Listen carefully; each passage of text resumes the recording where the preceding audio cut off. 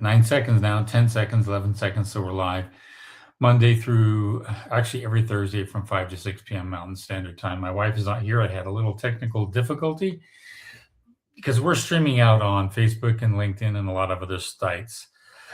And the system did not allow me to push it out to LinkedIn. So I had to delete that so I can get going on this. Anyway, I want to give an analogy here and see if other people here chime in and get people thinking in terms of this is a hard thing to communicate, but I want to try to communicate it this way. If you're going to hike Kilimanjaro or K9 or some big, huge, high 30,000 foot high mountain, okay, you have what are called base camp and some other different levels. And you say to yourself, if we can get base camp before 4 p.m., get tents up, and then protected during the weather that's coming at night. And if we can get all that done by 4 o'clock, then you have a shot at getting to the next base and to the next base, et cetera, et cetera, et cetera. But if you don't hit that target, then you have to get off the mountain or you have to wait another day, and then you're depleted of supplies, and then you get tired and you get groggy and you run too many risks. Well, building is the same way. And I want to kind of talk about that analogy and associate it with building.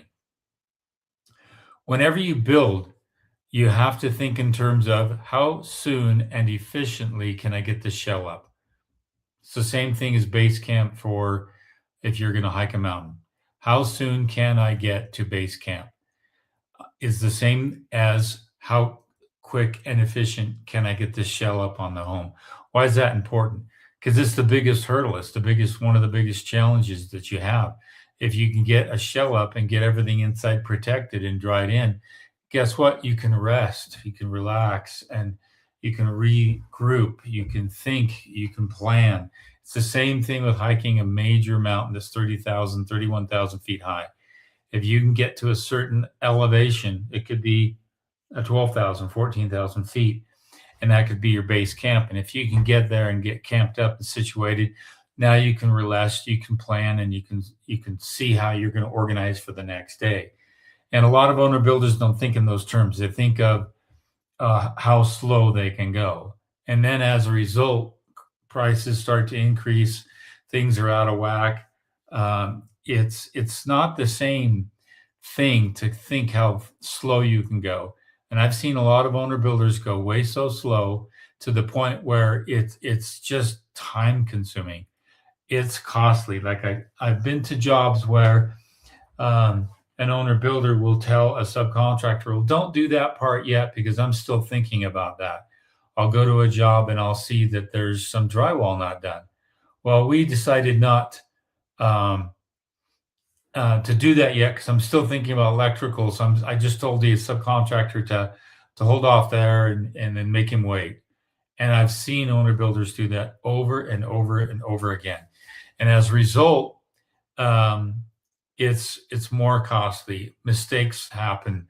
And it's the same thing with hiking a mountain. You're getting up to the 15,000 foot level and you don't get there in time, or you were slow to get there because you were plotting your way, you're thinking about stuff, and you had a long lunch and you camped out on a long lunch. You didn't think very much. And then the weather set in faster than you were planning. And then all of a sudden you couldn't hit base camp. It's the same thing with building a home. You have to think about how quick, how efficient can I get this shell up? And this is how I think as a builder. When I'm framing a home, although I have a lot of mechanical to do and I got to punch through the roof, I'm thinking in terms of how efficient and how quickly can I get the roof dried in, because that protects everything. That allows you to sleep at night, allows you to relax just a little bit. Oh, nothing's going to get destroyed. We're going to be okay. I've built in climates where they're framing and a snowstorm comes and we've got a foot of snow laying throughout the framing structure, on the floor, on the substrate, on the TNG flooring, everywhere. And it's an absolute nightmare because I would have clients that would slow me down and say, I want to rethink that. Can we just hold on? I'm going to think about it tonight. And then we'll decide if I want to put that wall up or what have you. And you can't think like that at that stage of the game. When you're trying to get to the 15,000 foot level, and that's considered base camp, you have to move efficiently to get there. Then you can slow down. And I tell this to clients a lot of the time. Clients, if you want to make changes, I need to know now before I start framing, but not during the course of framing, because that really throws things off. After framing, I get it dried out. I want to make some changes inside, fine. But I'm going to move to get to base camp. I'm going to get there as quick and effectively as I possibly can, because then I can stop, I can slow down, I can start to move into a cash position, or I can cash flow it. But that's the biggest chunk, and a lot of owner builders don't want to spend that big chunk. They don't want to get the foundation, they don't want to get the framing, they don't want to get all that dried in on the roof and spend that amount of money. I've seen OSB on roofs just get completely toasted and wasted because owner builders can't think, they can't make decisions sometimes, not all the time, but sometimes they get so slow they don't see the damage happening to a home. And I was thinking about this when I saw a job that an owner builder was doing, and I saw that roof literally get toasted in 2 months' time when they didn't get it dried in, and a lot of damage that had occurred. And OSB will start to flake, and it'll start to fall apart faster than you can shake a stick at it, because they don't move at it. They don't see that things are happening. And if you're not getting to base camp, and you've got 15 people behind you, and one's not doing well and they're slowing down the rest of it, it's affecting everybody. So I wanted to help you think that if you can get to that base camp, if you can get to the dried in stage and it's dried in, that to me is the magical place to be, because then you can pull back, rest, relax. I've got a house behind me I'm building, and I knew that we were going to run into some issues. So we put ice and water shield over the entire roof. That ice and water shield has been holding now for almost 4 months now, because we haven't put the roof on it. All the mechanical's done, and I'll do a video on this to talk to people about. But I did the right thing to make sure that everything's protected. I didn't put garbage stuff on the roof like tar paper or something like that and let it damage the rest of the roof underneath that. I got to the base camp. It cost me a little bit more, but it was worth it, because now the clients are able to rest and relax, get into a cash flow position, and now move forward. But I'm mentioning all this because when you tell an owner builder, sorry, you've got to get to base camp and it's got to be today, they get fearful about that and they get stressed out. You can't. You got to move and hustle and get to that dried in phase as quick as you possibly can.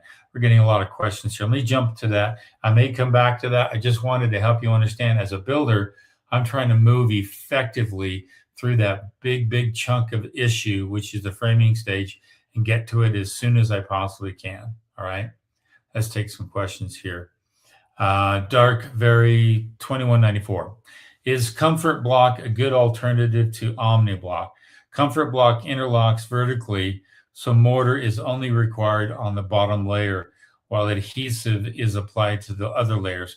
No mortar vertically. I'd have to take a look at that. I'm actually was given a call by the president of Omni Block. He's going to be on our show, our live chat. He may even chime in tonight. I told him to just chime in anytime he wants. But we're going to have Denny on. We're going to talk about Omni Block. And right away, I can tell you that Omni Block is probably more than likely superior without even looking at this other block, because Omni Block has a thermal break in it. And we'll talk about that with Denny, plus a lot of other factors as well. I just love Omni Block because there's so many value points to it. I will look at Comfort Block, and we'll get back to that. But I'm almost certain that there's not two, let alone one, thermal break inside the Comfort Block. And that's where Omni Block is really superior. It has two thermal breaks in that block. Let's go to the next question here. That's making an assumption without looking at every factor, but I haven't seen any other block with two thermal breaks in it. This is Alex HHLSC. Got plumbing vent question. Standing seam roof. I don't want to have 6 roof penetrations. I am thinking of run all vent pipes into one spot at the top of the roof and cover it with decorative cupola. You may not have the proper ventilation you need. There's a reason why vents are designed and parsed out the way they are.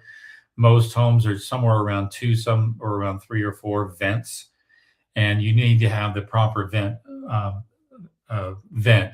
You can do what's called a Studer vent, and a Studer vent is without penetration in the roof. It's just internal, right there behind the sink. And talk to your plumber if you can do a Studer vent, because you don't want those penetrations. And I can agree with you on the standing seam. The penetration in the standing seam is not clean.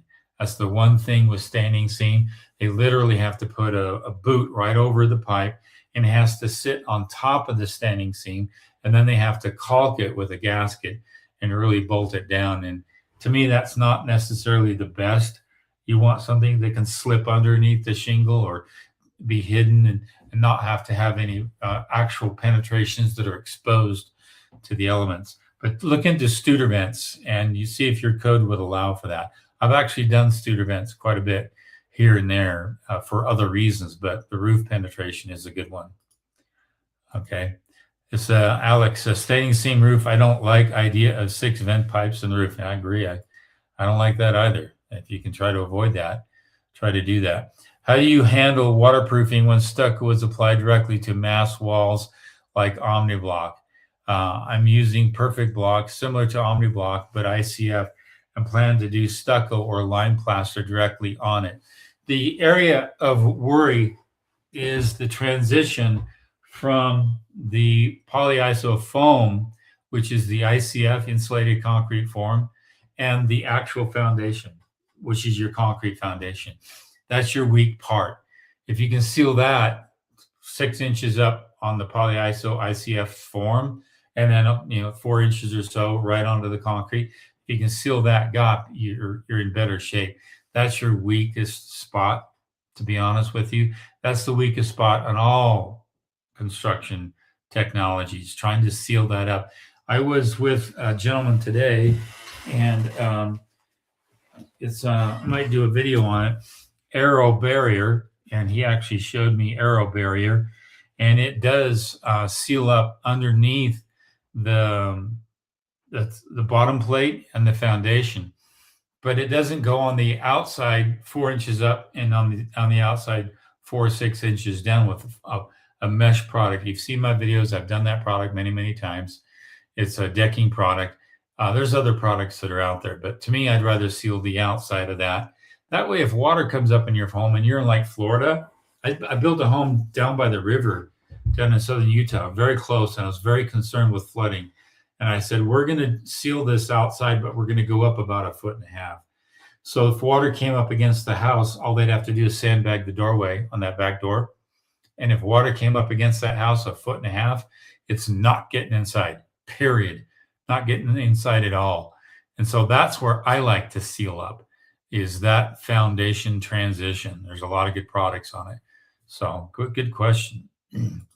Let's go to the next one. I have an idea to run all pipes to the ridge and convert them with decorative cupola. You can do that. You can also run them in the chimney. A lot of high-end, very ski communities, especially ski in, ski out communities, they will not allow you to penetrate the roof at all. They will make you take all those vents and put them in one massive chimney. Even your gas vents, air vents, even what's that poisonous gas called? Forget the name of it. All that is run right into the chimney. And you can run 2 or 3 vents right inside that, but we're talking 3.5 feet wide this way, maybe 4.5 feet wide that way. Just a big, and then a nice chimney cap on top of that. And all your vents are just running up parallel inside that. So you can do that too if you have a chimney. So it's something to think about. Some HOAs require that. Okay, Michael Lebeninsky. I'm having a hard time finding a mason to lay OmniBlock. Job site is Eastern Shore, Virginia. Eastern Shore, Virginia. Suggestions. Yeah, go to a commercial site that is building with any ICF or any CMU wall, concrete mortar wall, any CMU project, high schools, government projects, they all use that terrible CMU product. It's the same technology, literally the same technology. Only OmniBlock has the thermal break and the insulation inside the block. So drive around and find out. You want a structural mason, a mason that is familiar with bond beams. And a bond beam is nothing more than Melissa Kelsch. a special rebar above and concrete and that kind of thing. And then that, if they know how to do a bond beam over a window, over a door, over any penetration, if they know how to do that, then they can work with OmniBlock. It shouldn't be a problem. They shouldn't be scared. And I've found that there's a diminishing skill set in masonry because masons like to do walls. Just give me a wall, I'll do a wall for you, but they're not as skilled at construction of buildings. And the ones that are those that are in the commercial side. So I've had some luck with finding masons at commercial jobs, and they bid things out for me, and it's worked out okay. So the other thing is check with Denny at OmniBlock, and he can give you a list of people nationwide. Okay. GF Murphin, as a licensed builder in Maryland struggling to finance my own home build, I'm considering pivoting to building a spec home first to sell and then rolling that into my personal build. Let's see some more. How would you approach funding and structuring that first spec project? Well, it's kind of tricky. You have to qualify as a first-time home buyer, that kind of thing, and then you have to own it for 2 years before you can sell it. But as a builder, that's not the case. However, there's some lending stipulations that make it so that you can't necessarily do that. You can, but you don't want to let the lender know that you're going to sell the home. That's typically a different lender or different kind of loan. What I would do is go into banks and just find out what you can qualify for, and then see if you can't do a spec. The minute you say the word spec, banks get a little scary, and they'll typically want to charge a higher interest rate. So you might want to talk to a broker, not to a bank. Talk to a broker and find out from the broker what that broker would suggest. But I know a lot of builders do this. They build up enough cash flow. They have enough cash. They do 1 or 2 specs a year, and those specs are good. Let me get this door open.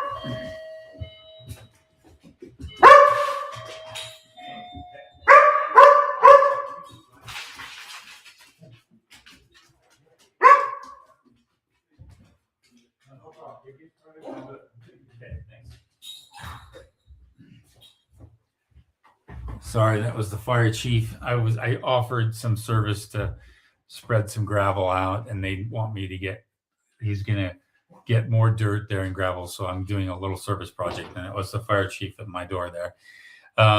Funny. Yeah. Just do some investigation, talk around, find around. That's hard, the first one to do, but a lot of owner builders are move in that direction, and they end up. I have an owner builder right now. He's building a 20,000 square foot home, and he's can make money on it if he can sell it.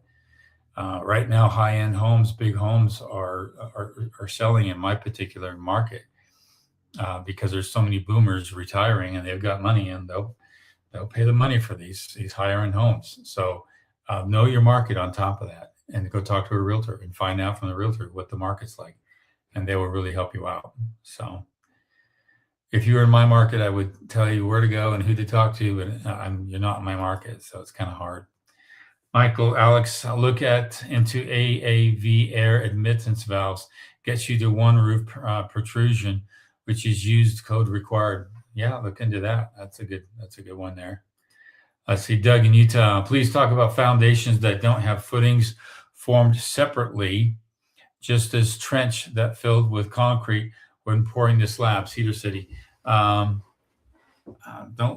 Please talk about foundations that don't have footings formed separately. Let me see. Yeah, those are kind of hard. You have to pour the footing first, and then you box in the actual foundation after that. and the footing can be a nightmare. I know some concrete subcontractors that refuse to pour directly in dirt. They want to form it up because they can get perfect elevation by doing so. Other subcontractors, they will dig a footing and then they will go and put a chalk line, not a chalk line, but a spray can of paint indicating where the elevation is.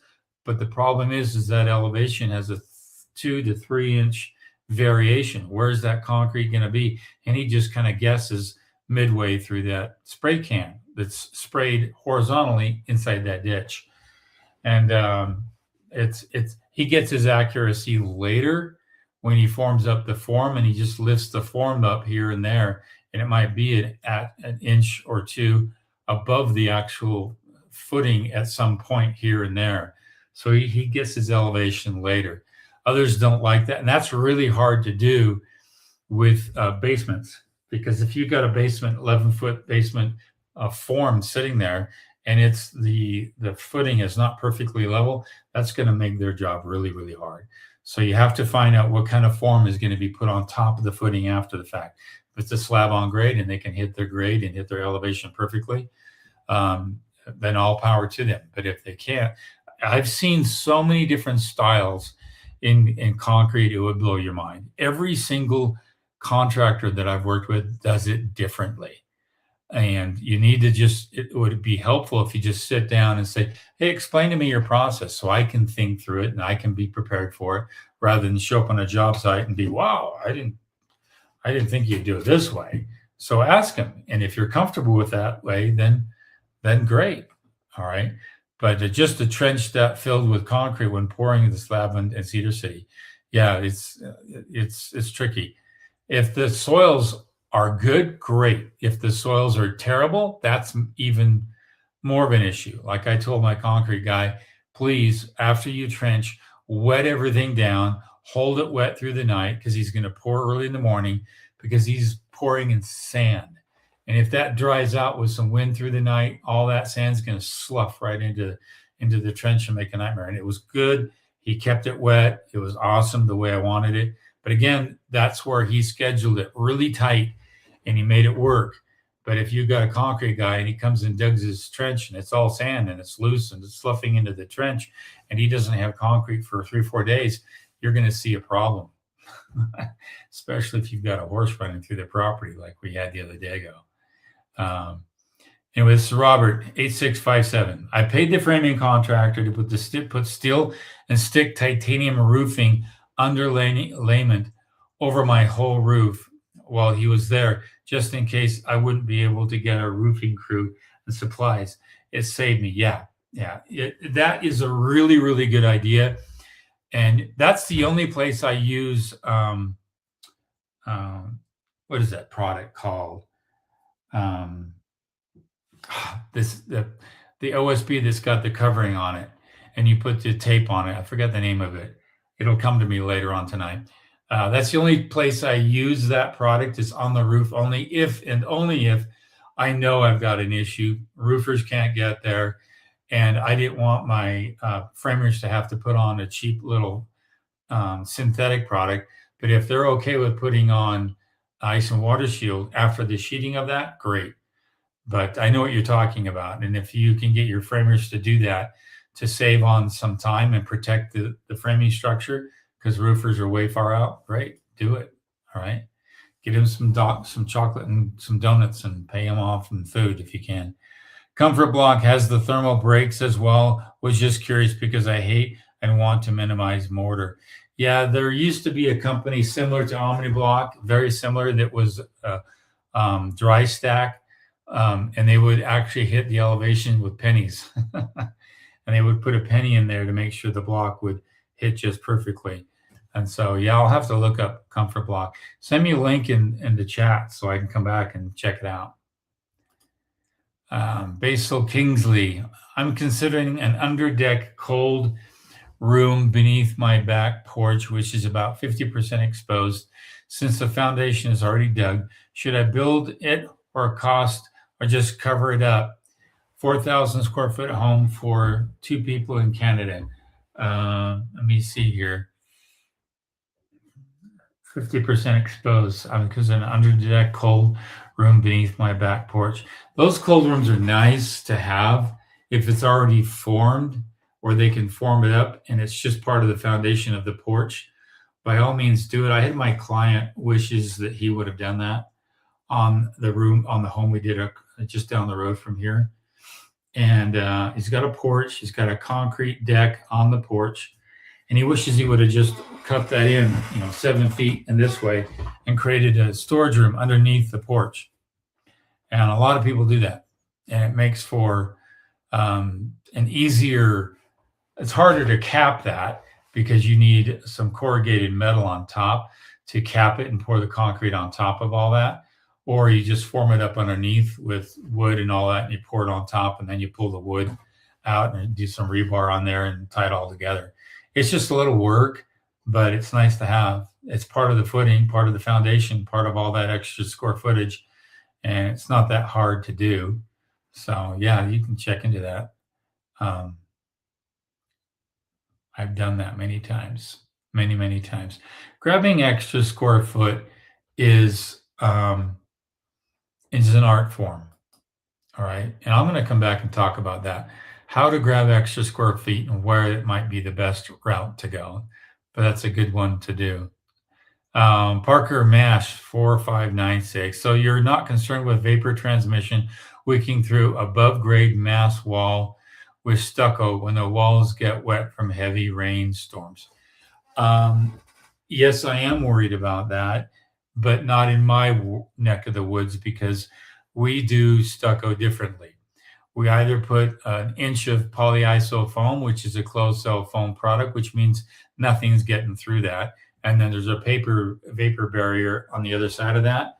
But I don't do it that way. I like to do stucco with mineral wool, at least an inch of mineral wool, and it acts as the full lath product. So you got your paper, you got your mineral wool, and you staple that on. Then you put your wire mesh on top of your mineral wool, and then when you do the gray coat, it squishes it in there, and it binds to the fibrous material of the mineral wool.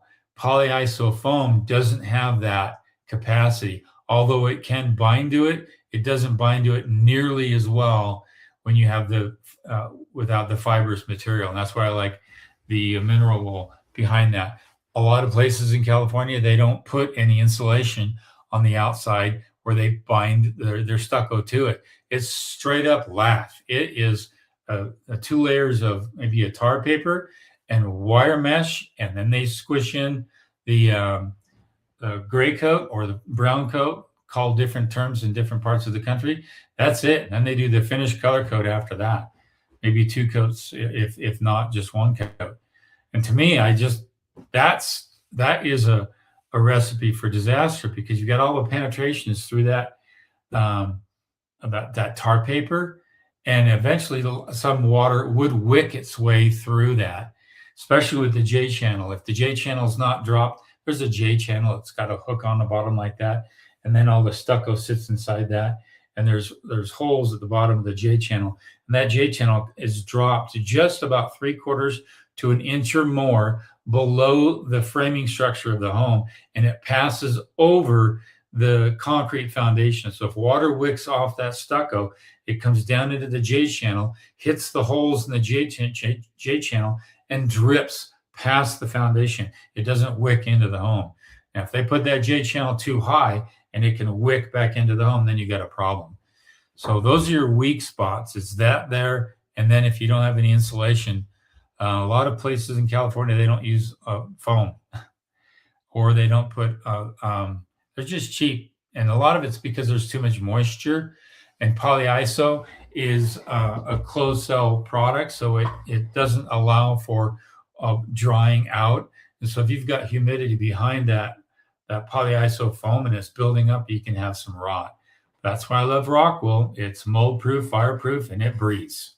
And the more you can have your home breathe, the better off you're going to be. So long way to say it, but you got my point on that one. Stevie Lund. I had a friend named Eric Lund. I've been trying to find him. He was a friend in high school a long time ago. At what point in the construction timeline do you grind and polish a concrete exposed aggregate floor? Within 4 hours. All right. You're going to want to expose that aggregate with a power washer within about between 3 and 4 hours, depending upon how much of a slump the concrete is, and if you put any elixir in it to make it solidify faster. But you're going to want to power wash it. Now, keep in mind that's going to have some undulations in it. It's going to be like walking on gravel in a little way. But you've now got that aggregate exposed, and then they just come and do a light grinding after the fact. Or you can just not do that and then grind it, but there's a lot more grinding to do. But if you can expose it just a little bit with a power washer, then you can do that. They do that with a lot of pool decks. They'll just pour concrete, wait for 2 hours after they've got it nice and smooth. Then they'll come in and power wash it real quick to expose some of the aggregate. So not something I recommend in cold climates, because water can get inside that aggregate, little pebbles, and then it can reach inside there. And when it freezes, it starts to pop up. So it's not something I recommend in cold climates where you have freezing, just for that reason. Okay. SBS build. Can the framer install waterproofing? If it is going to take a few months for the roofer to start the job. Yeah. Can the framer install waterproofing if it is going to take a few months for the roofer to start the job? Yeah. And that's why I use an ice and water shield over the entire roof. It's not going to blow off on the wind. It's going to stick, especially a peel and stick ice and water shield. And there's a lot of good products out there. I can't recommend anyone, but there's a lot of them, and all the box stores have them. So if they can put that on there and pay them a couple $100 to do it, and then deduct that off of the framer, off of the roofer, so they don't have to install that, then great, work it out. Zip, thanks, Basil. It's Zip system. The only place I use Zip is on the roof, if I ever do use it, because that product is waterproof, and then they just put the tape and they roll the tape on there, and you're good to go. And that would be really fast for framers. They put the Zip system on the roof, then they tape it over with the roller. You got to make sure you roll that in there, because it's got some like a rubber on the backside that's almost like it's like a peel and stick product, and you're pushing it inside that transition. And if they get that in there right, the water is going to come right off that roof. It's going to be great. Right? Yeah, SB is a Zip system. Everyone's chiming in now because they're all remembering at the same time. He'll put the link in the comments. Great. Now I have to check that out. David B, hit the like button if you like the stream. Yes, please do. I appreciate that, everyone. Okay. 2-car garage that we don't. This is from the MA Pearl. 2-car garage that we don't intend to park in. Are control cuts needed, and how do you cover them? Yeah, I would still put the control cuts in there, because you're going to crack no matter which way you shake and bake it. So if you put the control cuts in there, then after they're done, vacuum them out, and you can put some tape on both sides. If you don't want the caulk to show, put painter's tape on both sides of that control cut, and then you can actually squirt in any kind of expansive caulking, exterior caulking, gray caulking, just about anything will do.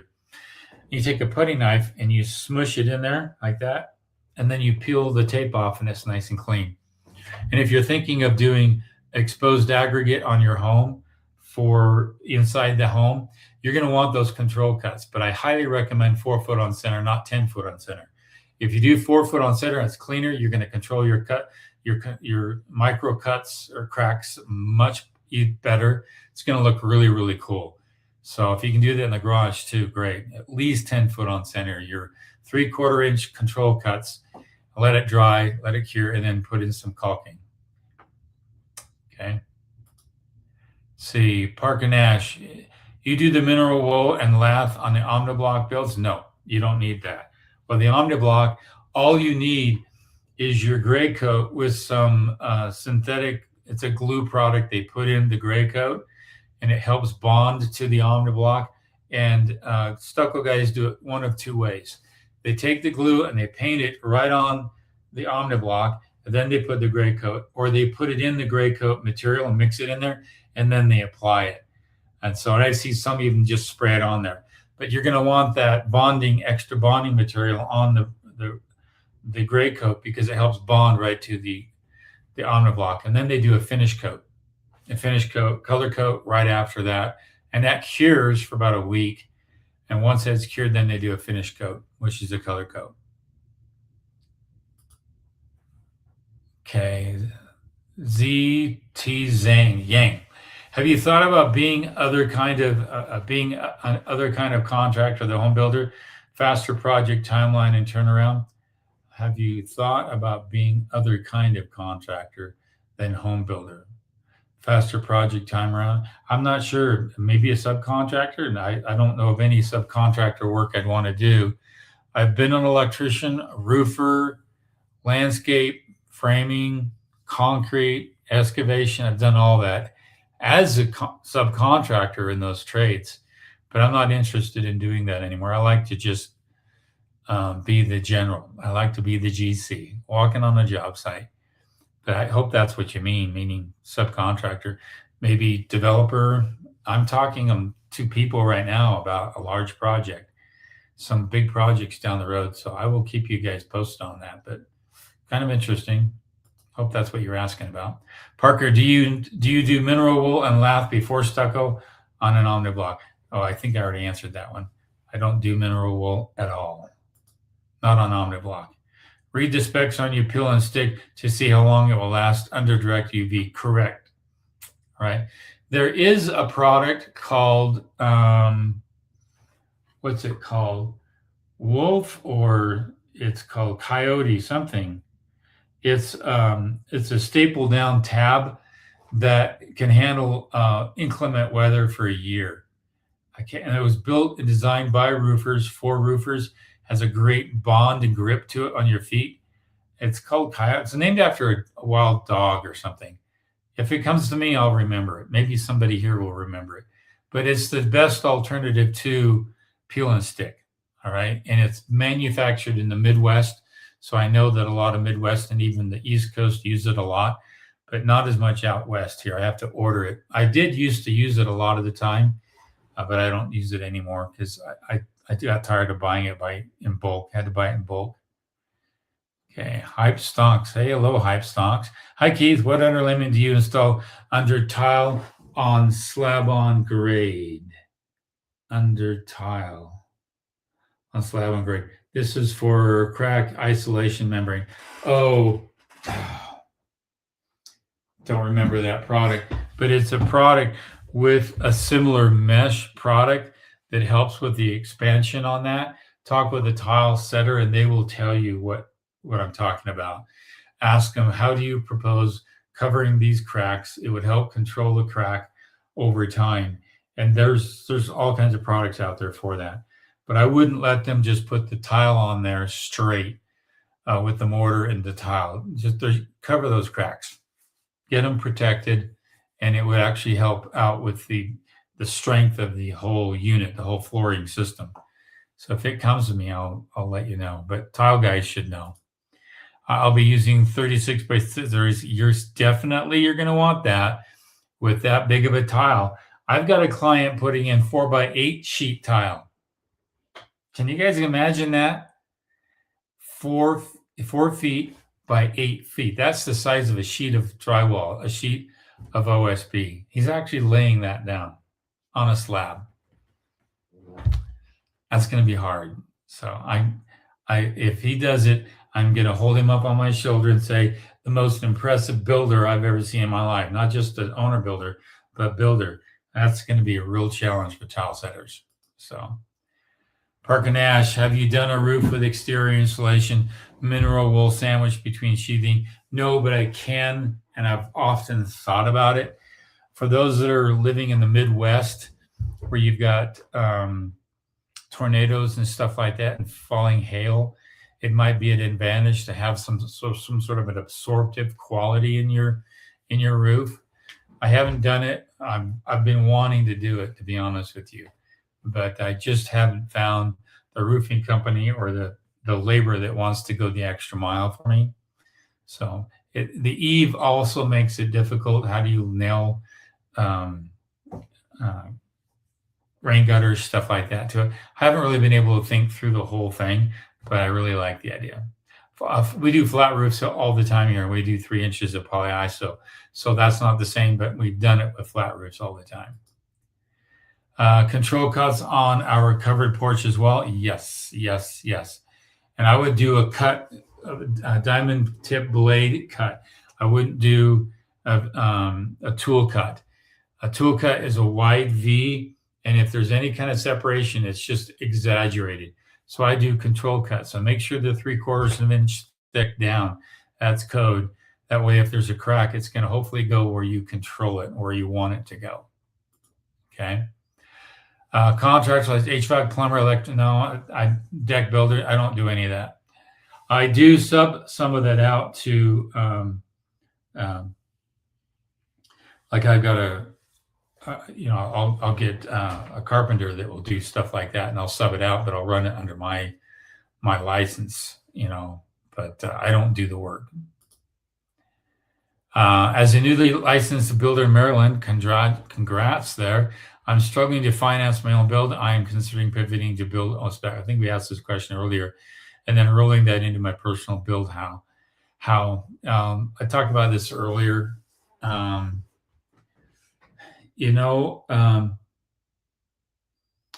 There's all kinds of ways to shake and bake that. My approach has been that I take old pieces of garbage and I rehab them. And it's easier to get the money that way because you're adding value to the project. And I've taken a Rambler that had an upstairs and a downstairs, and I actually completely gutted the thing, and I put stairs on the outside going to the basement, sealed off the transition from up above and down below from within inside, and create 2 rentals. Very profitable rentals, because now I've got 2 rentals, whereas before it was just one ugly home.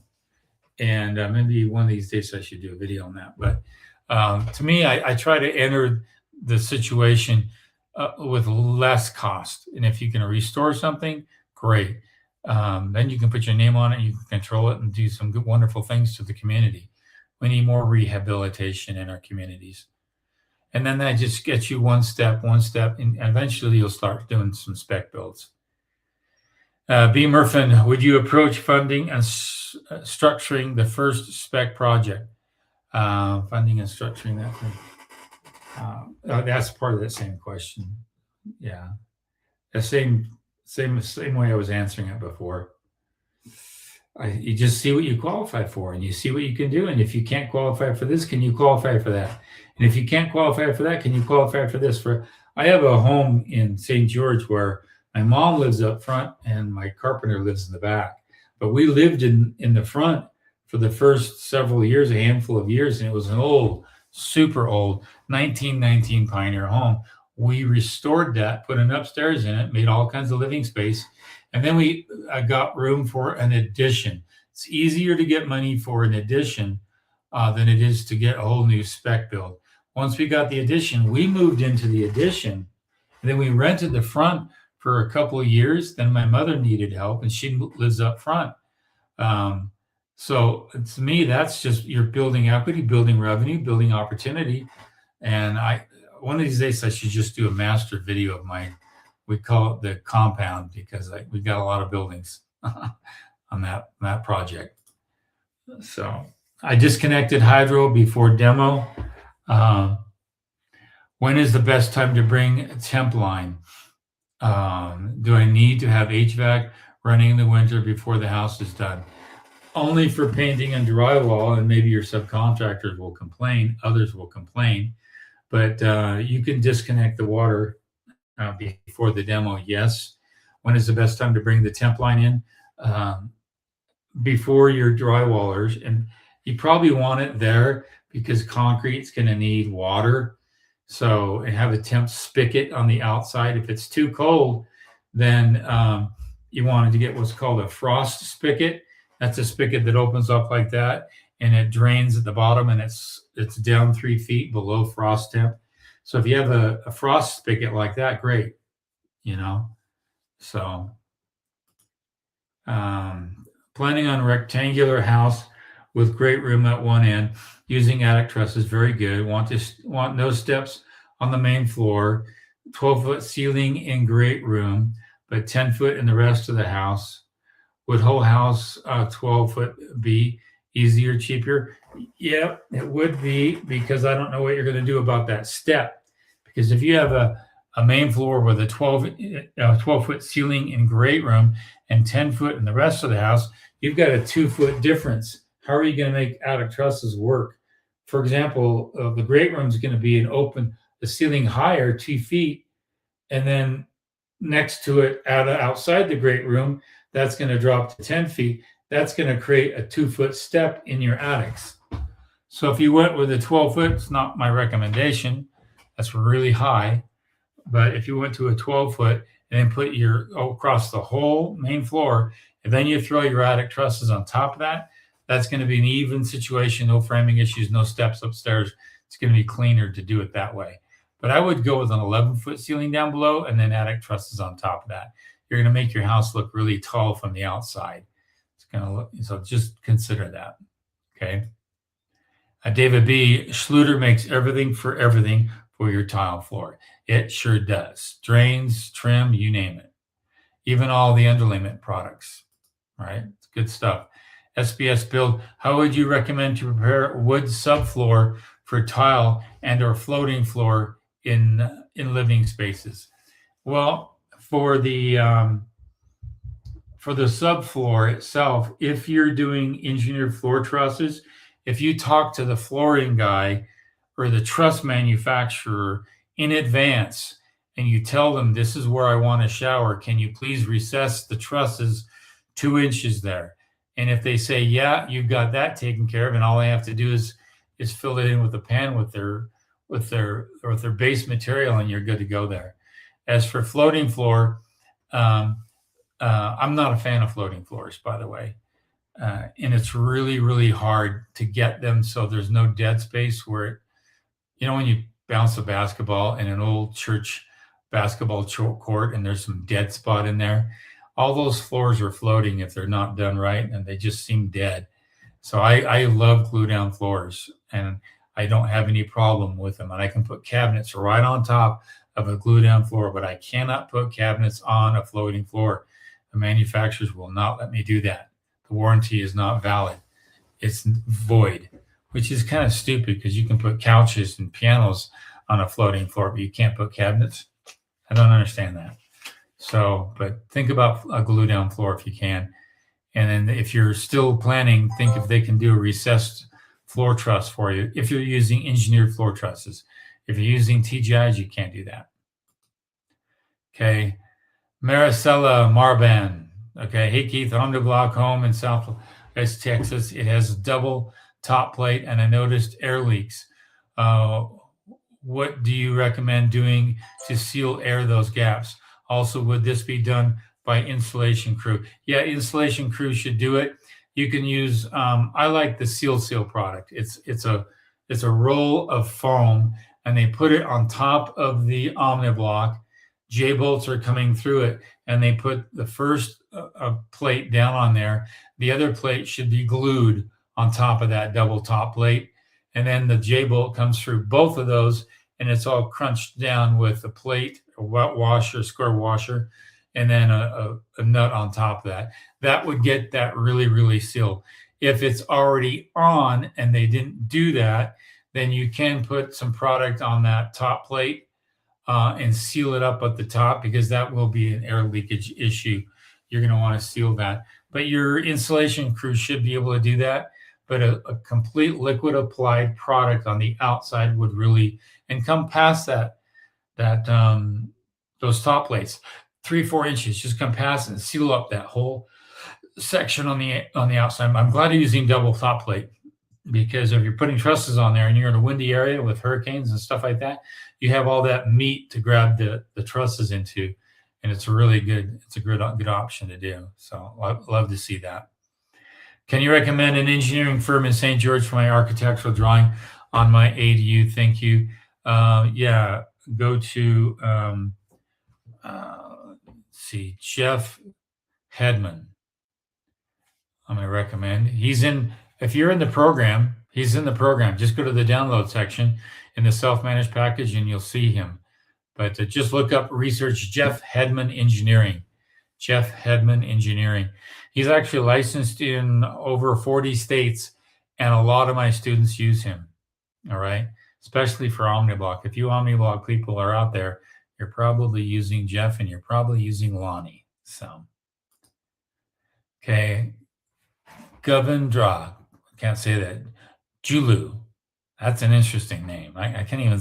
That's like supercalifragilisticexpialidocious. That's the one I can't say. Is swimming pool and a heated floor worth it?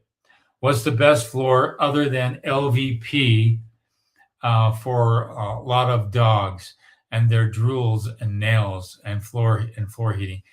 Tile is not bad. You can easily heat a tile floor the easiest, and you can probably clean it up the best. However, LVP is the best for animals, especially some luxury vinyl flooring out there. But it's harder to heat it without putting the heat in the concrete foundation itself, which is a lot more forethought and planning and all that. But tile is, and I'm going to do some videos coming up. I just met my tile guy, and he's going to start putting some floor heating in 5 showers. We got 5 showers we're putting some floor heating in, and I'm going to do some videos on that next week. So stay abreast to those videos. They're going to be great. Okay. Doug hydro is electricity in Canada. Okay. Hydroelectric. I was thinking water. Like we have a hydro flask here in the States. And I got my hydro flask, meaning I'm keeping myself liquid. So that's interesting. That's because of hydroelectric dams. That's why. All the different terminology. Like if you say you're pissed, in America, it's you're angry. But if you're in Australia, it means you're drunk. So it's interesting. So sorry, by hydro, I mean electricity. Yeah. But so by hydro, I mean electricity. When is the best time to run a temporary line before having one to the panel? As soon as you possibly can. You're going to want to have what's called a temp power pole at your job site as soon as possible, because a lot of subcontractors are going to need that. And they're going to complain if they don't have that. If they have a new truck, then they're going to have power in their truck. But a lot of the old trucks don't have it. And you might want to ask yourself, concrete and framing, do you have capacity for your own power? Do you have a generator? And if they say no and no, they're going to need power. So check with them real quick. I like to try to avoid the temp power pole if I can and bring power right into the home. This home that I'm on, I was doing the foundation first, and we ran a conduit up through the footing, right along the just outside where the form was going to be, and I hit it just right so that when they pulled the form, I told my electricians, hurry and mount the panel, get the meter on there, and we had permanent power, and I bypassed the temp power. What did that do for me? It saved me like $450. Electricians would charge anywhere from $300 to $800 just to come put a temporary power pole by the power pole, and you have to walk out there. It could be 50 feet, 150 feet. Here it was like 125 feet, and the cords were going to heating up. It wasn't going to work. So I saved money by planning it that way. So that's something that you have to think in advance on. And if you have a conduit coming up out of a foundation and you need to have framing structure there in order to put the meter panel, you might want to tell the framers, go ahead and frame that section first. And if you can hold off not needing power, I can hurry and get the electrician to hurry and put the meter panel in once you have your sheeting on and all that. And sometimes the cities and counties will allow for that, but they won't call it perm power. You are calling it temp power. If you call it perm power, that's associated with your certificate of occupancy inspection. You don't want to call it perm power. You just want to call it temp power. And it's passing all the inspections. You've got your grounding rod. It's got it mounted. The meter sits on it just fine. And just call it temp power, and they should pass you off. And then you can avoid a couple of $100 on a temp power pole. Sorry, guys, I go into long diatribes on stuff. So much stuff comes to my head forever. Hello, Michael says hello. Another one says hello. Doug says the best options for waterproof second floor deck to also function as waterproof patio cover over. Thank you for all your advice. It depends on where you're building. There's a lot of liquid applied decking product materials that are out there. Go to a roofing supply company and talk with them about it. I'm going to be doing some video on Tuesday next week, and I'll show you some of the products that I'm putting on some decks.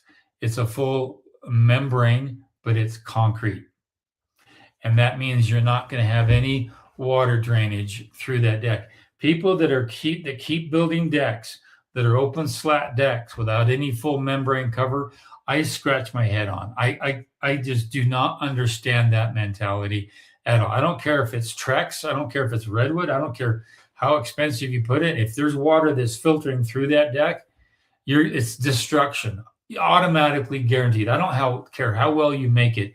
It's going to get destroyed over time because water is going to work its way into that structure. I love to have a full membrane on all my decks, and I don't have any problem at all. So I'll be doing some videos on that and talk to you about it. But just look in products for full membrane cover. All right, it's out there, and I'll try to get some more videos on that. So we're running out of time here. Do you have OmniBlock videos yet? Yes, I do. Just go on my site, scan them down there. I've got several OmniBlock builds. I've got over 500 videos. I don't know where they're there. Just scan through them. It would probably be about 2 years ago. I've been on YouTube now for 4 years, 5 years. It'll be about 2-3 years ago, the most recent home. And then I've done some interviews with OmniBlock, and Denny's going to get on the show here. We're going to try to get him on real quick here. I'm speaking at a conference in Vegas on OmniBlock this fall, and I'll give you guys some updates on that. For temporary power, do you need 110 or 220? You need 220. It's the same thing, really. It's a 200 amp panel you're going to need, but they're just going to come off that meter, and it's going to be a 200 amp service. And then they're going to create outlets, and there'll be 220 outlets. You don't want 110. That's your subcontractor going to be blowing the breaker on that over and over again. So it's going to be 220. 17 more likes, guys. Yes, that would be awesome. Decks, yuck. Uncovered decks, double yuck. If you do a deck, cover the damn thing. Don't get it exposed. Here's what I mean here. I don't know if you can see out there that there's a deck out there and there's a deck out there. It's covered, which means I'm not going to have the weathering and issues, and I can enjoy it on a nice, balmy, rainy day. And then you're not going to have all the excess snow removal. Cover your decks, folks. Don't have exposed decks. Don't have clients for custom home yet. I like decks. What do you think of starting out as a deck builder before becoming a developer? Do that. I can introduce you to a gentleman who can train you and to put on these full membrane concrete decks that are just a cat's meow. And look for my videos on that, and I'll try to have some links in these upcoming videos. But yeah, do decks better than everyone else and make it last longer than what others build. I want to be a GC on my own, but banks want me to hire a GC to get a construction loan. Whatever your state requirements are, go after that. Find out what your state requirements are. A lot of states have laxed their requirements. Go look at that first and see how difficult that is. And when you do become a GC, they can't say anything to you then. You're now a GC. So it shouldn't be hard. It's one step at a time, folks. Getting to base camp, getting to a dry-in, getting to one more stage in the whole project is you just don't give up. If you're going to run a marathon, what do? You start with a half mile. You start with another mile. Then you start, I finally got to 3.5 miles, which is equal to a 5K. Once you do a 5K, you get ready for a 10K race. And when you do a 10K race, you get ready for a 17-mile run. And then you do one run like a couple weeks before the marathon, and it could be 20 miles, maybe 21 miles. And then you get ready for that race day and you've built up all this capacity as a runner, and you've got all these different base camps, dry ends under your belt to the point where you're really successful. That's really what it's all about, folks. The building is all about knowing what stage you need to get to next and how you're going to get to that next stage. Okay. David B says it should be interesting to see what Trump's federal rules he's trying to pass to help home builds. Yeah, look for that. Look for rural development loans to change. I know he loves to just put liquidity in the market to open up the market to make things happen, but that's also going to affect inflation, folks. It's going to get a kickstart. I believe that Trump's going to inject this nation with something very different economically, and it's going to be a burst of economics, but it's going to have a very, very serious blowback. So if I'm not telling you what advice to take as a financial advisor, I'm just going to tell you what I'm thinking. I'm thinking there's going to be a huge injection of something in our economy, and it's going to get things stirred up, but then it's going to create inflation, and then we're going to have that real crash some other time, sooner than later, but delayed. So in the meantime, now is the best time to build. If everything's good in your life, job, income is stable, no matter what, now is a really good time to build. Labor costs are down, material costs are relatively down. Even though oil is up, it's not really affecting those costs too much. So anyway, we're going to be back here next week, again, 5 to 6 p.m. Mountain Standard Time. Sorry for the slow jump start today. I was all by myself, and I eventually figured it out. I'm getting smart with this stuff. But we'll be back here next time. Thanks, everybody, for your questions. That was fun, and you guys take care, and we'll see you next week.